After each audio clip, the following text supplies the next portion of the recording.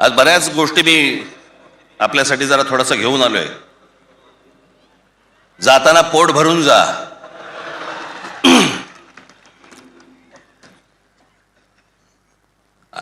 अनेक सामाजिक संस्था आहेत, मराठीवरती काम करणारे आहेत, अनेक लोक आहेत, ज्या लोकांनी अनेक दिवस आवाज उठवला या सगळ्या विषयात.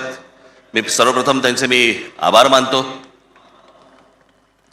दीपक पवार आहेत, त्यांच्याबरोबरचे अनेक सहकारी आहेत, त्यांचे आभार मानतो.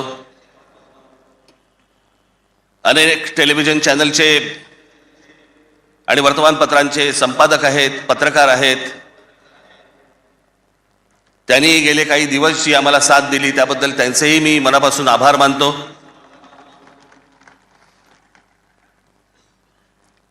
खरं तर मी 20 वर्षानंतर पहिल्यांदा युती करतोय.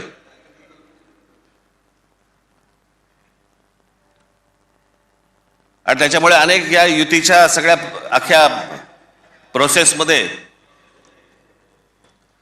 अनेक लोकांना तिकीटं दिली गेली, अनेक लोकांना तिकीटं नाही देता आली, अनेक जण नाराज झाले, जे जवळचे होते, सहकारी होते. काही जणांना वाटलं दुसऱ्या पक्षात जावं, काही नाराज झाले, काही रागावले, काही गोष्टी झाल्या, होतात. त्याला काय, आमच्या पण हातात काही गोष्टी नसतात. पण त्यांना दुखवणं हा काही आमचा हेतू नव्हता. पण तरी मी त्या सर्वांची, जर दुःखी झाले असतील, नाराज झाले असतील, त्या सर्वांची मी दिलगिरी व्यक्त करतो.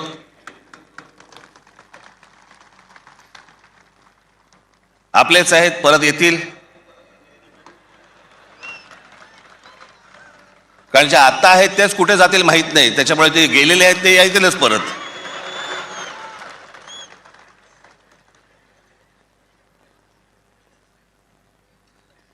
त्याच्यामुळे ह्या सगळ्या गोष्टींमध्ये मी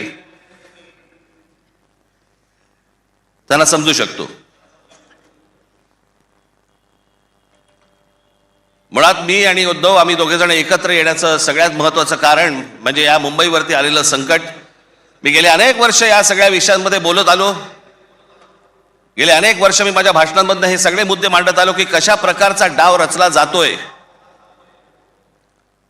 आणि मग मध्यंतरी या राज्य सरकारने हिंदी सक्तीचा विषय आणला.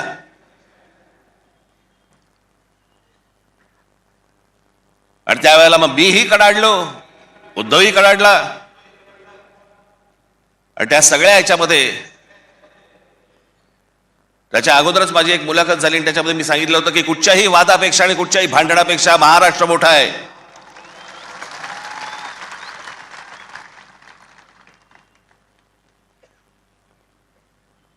आणि मग तिकडनं ह्या सगळ्या गोष्टींची सुरुवात झाली.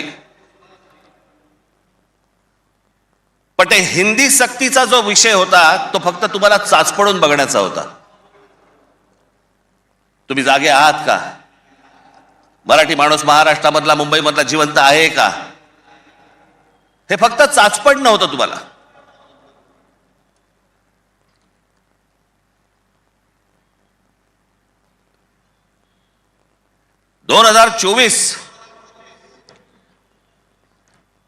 याच्यानंतर, या विधानसभा निवडणुकांनंतर या सरकारला काय फेफराला माहित नाही. जे हवं वाटेल ते, मनाला काय जे हवं ते करायला लागले.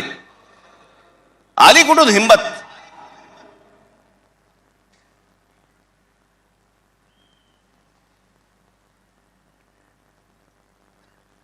कोणाला विचारायचं नाही, काही जनता बिनता लोक बिक काही नावाची काही गोष्टच नाही. बस आम्हाला वाटलं म्हणून आम्ही केलं.